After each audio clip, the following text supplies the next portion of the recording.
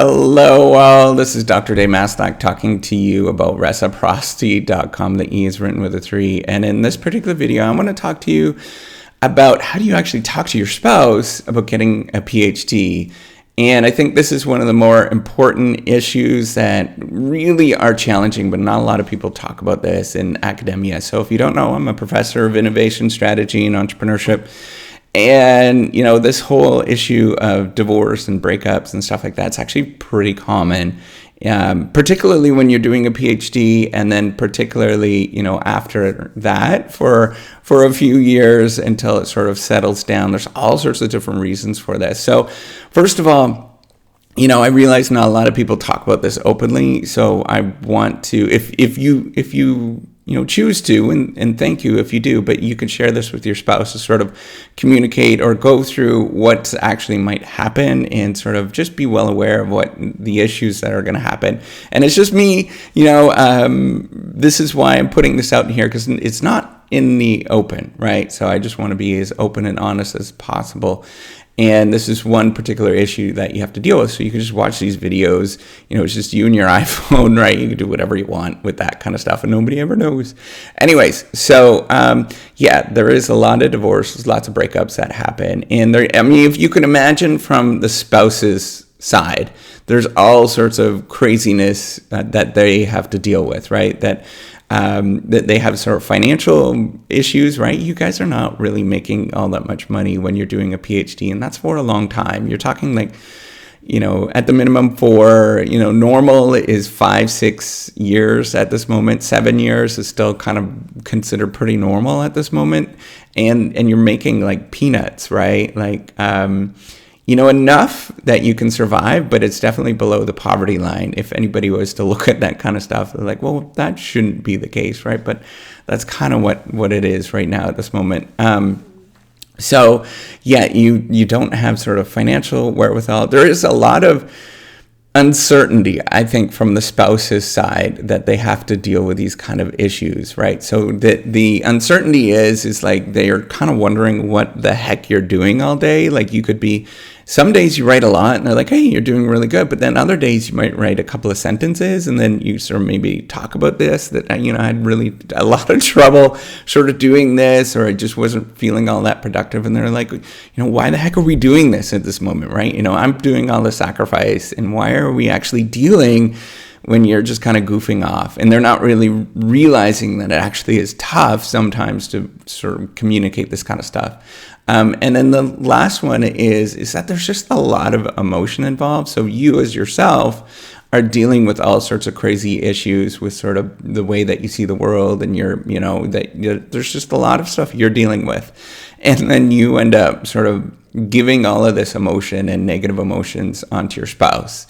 And that just creates kind of not a good sort of scenario, right? Because you're dumping all of your problems on your spouse, which is great. That's what a relationship is all about.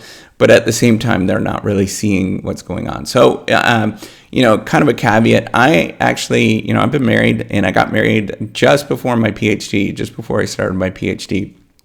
And my wife and I are happily married now. We've got 2 kids, and we had to deal with a lot of crap as sort of a relationship that you deal with, right? But we survived and we got through, and I think our relationship is stronger at this moment from dealing with all that kind of stuff. But it's lots of stuff that you should be well aware of, that it is a difficult thing. And there are times where you're like, well, this is craptacular.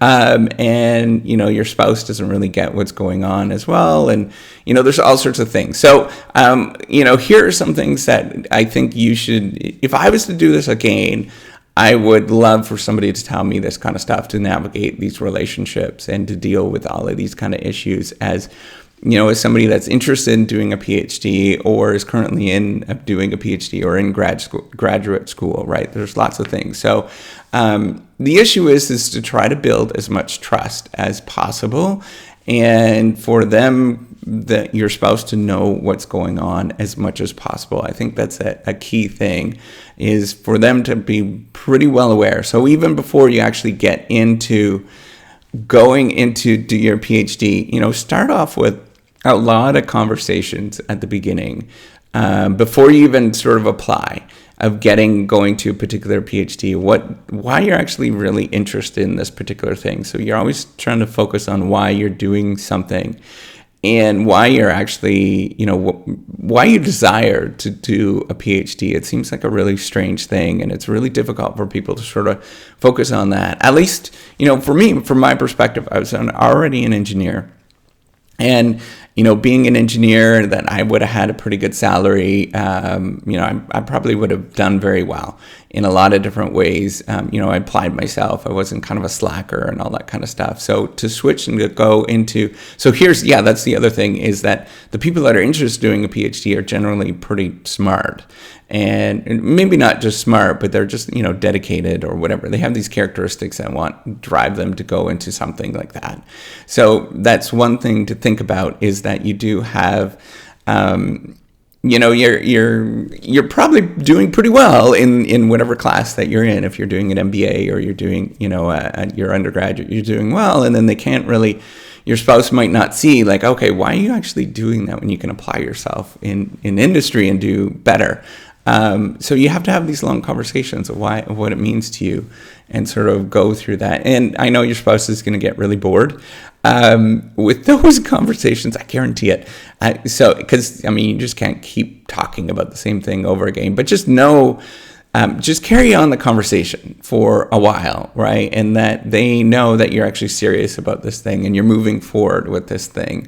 And you're just pushing forward, you're taking it seriously, right? And they need to know that you are taking that they are.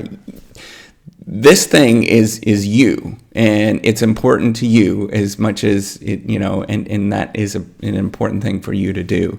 And so you have to sort of communicate that and sort of get that across. A second thing, and this was really hard, because for us, we were going through we were learning how to be married, right, at the same time. And I suspect that there's lots of people going through this as well when they are doing a PhD, is they're learning how to be married, because there's lots of people kind of at the same age group and all that kind of stuff. But really start trying to think about how it's good for you and good for the family. And start thinking about, instead of me, right, start thinking about the family unit. So thinking about why this is actually a good thing for your spouse as well.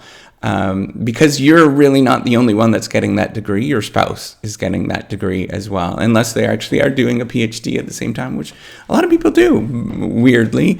They're kind of a sucker for sacrifice, I guess. But anyways, so you have to sort of think about, well, why would they want you to do that particular thing, right? So it might be the case that, for me, and I know this was like kind of a weak thing, but I was trying to communicate that if I was to go into industry, we would end up having to live in a very large city, and I would be commuting like an hour and a half, 2 hours a day, and there would be, all of this kind of stuff, which is true, because that's where all the jobs were in Canada, in Toronto, which is a really large city, and the commute was crazy, still is crazy. And so there's like a lot of negatives that you have to sort of say that that's the opposite sort of perspective.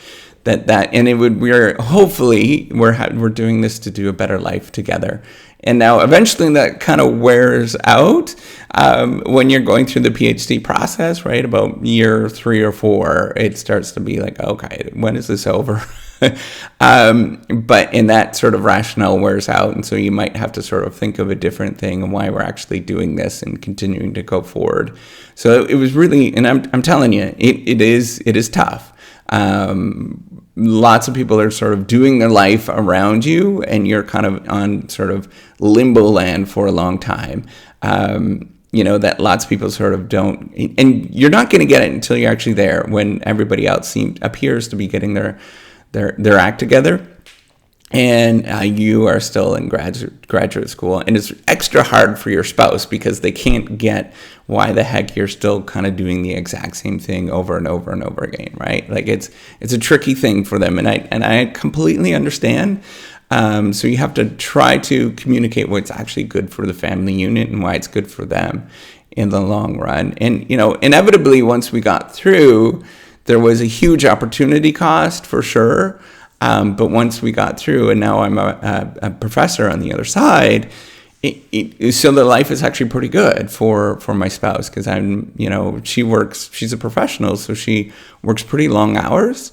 And she's got to scoot to, she's got to go to work. So I'm the one who's dropping off the kids and picking them up and stuff like that. Because there's more, you still have to do a lot of work when you are in academia, but, you get more flexibility with your hours with that kind of stuff. So that's one thing to think about and communicate, that is a good thing in the long run, that maybe it's going to help the family unit out a little bit better so that they can have a better career in the long run. Now, although it's a little bit tricky because you end up moving a lot in academia, so that's one thing to think about and communicate, that there is a lot of sort of moving that happens throughout it. It's uncommon for people to stay in the same position, the same school for a long time, more than 5 years at a particular institution. It's very common for people to go from place to place to place until eventually, late in life, they end up maybe staying there for 10, 15 years at a particular institution. It's just really what it is. That's sort of the norm. So that's one thing to think about as well. So a third thing to communicate is that at the beginning, it's going to seem okay, and you're going to be able to navigate some of these issues, and you're going to have a lot of stress. But stress is okay, but you're just dealing with these kind of issues. But then once it gets 3-4 years into it, it starts getting really bleak, and you have to sort of and there's no coursework for you as well, so you get a little bit lonely. So you have to sort of realize that you're going to need a little bit more support towards the end. So if you want to tell your spouse that you're that this is going to this will get a little bit more tricky at year 4, and usually at about 6 months in after you've done your comprehensive exam. So that's about like year 3.5. It starts getting really bleak and it gets really difficult for you. So just know and communicate that there's probably going to be a moment where you're going to feel extra lonely and you're going to need a little bit of extra support. And just be kind of aware of that. You can sort of communicate that with your spouse, or, talk to your spouse about this just all the way through, that there is these kind of sort of moments that you go through, and everybody goes through them. I guarantee you're going to go through it. And I'm going to call BS if you say that you haven't had any of these kind of issues. So how do you actually deal with this, and how did we stay together? I don't know. It's crazy that we actually did, given how tough it was on the family unit. But so really it was, we always had some time together, and we always talked about different things every single day.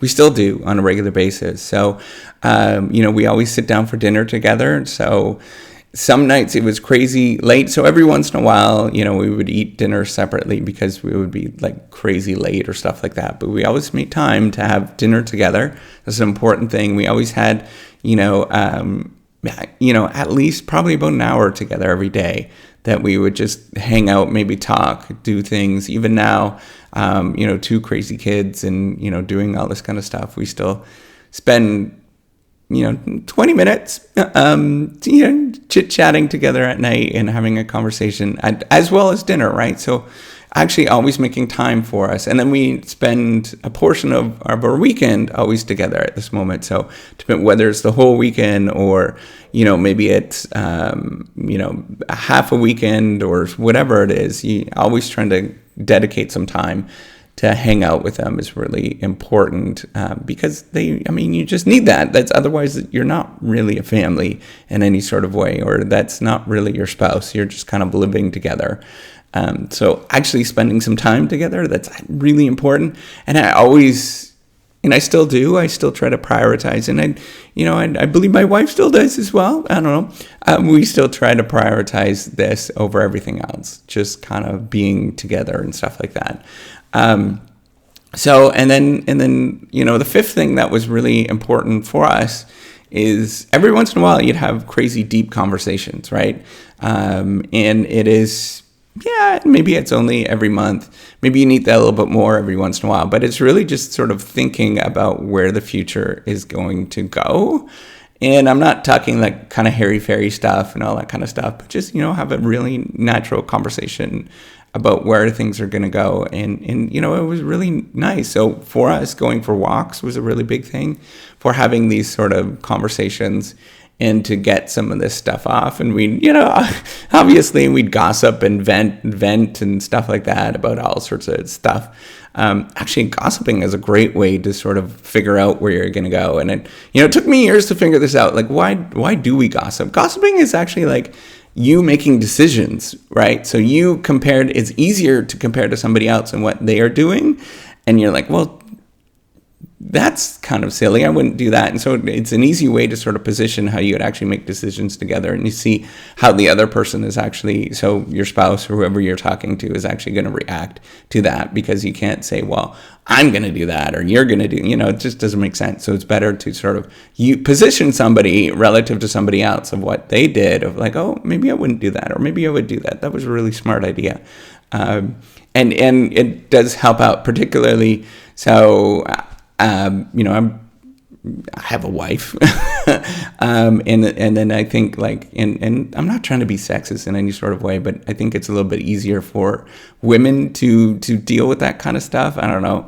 For me, I love to gossip too, so maybe I'm just, yeah, whatever. Anyways, dealing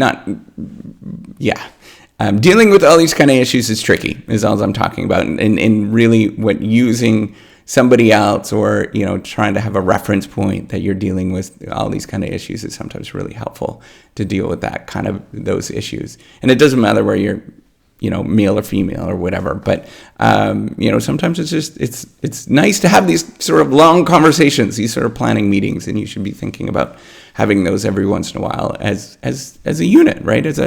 As being together and being as one. That's an important thing to think about. So these are some tips that I dealt with this and dealing with academia and all the craziness with it, and, you know, how to talk with your spouse about getting a PhD. I think it's a really important thing to think about and to talk about on a regular basis. So, you know, that's it. And if you like this video, give me a thumbs up. I know whether you like it or not. And do subscribe to the YouTube channel.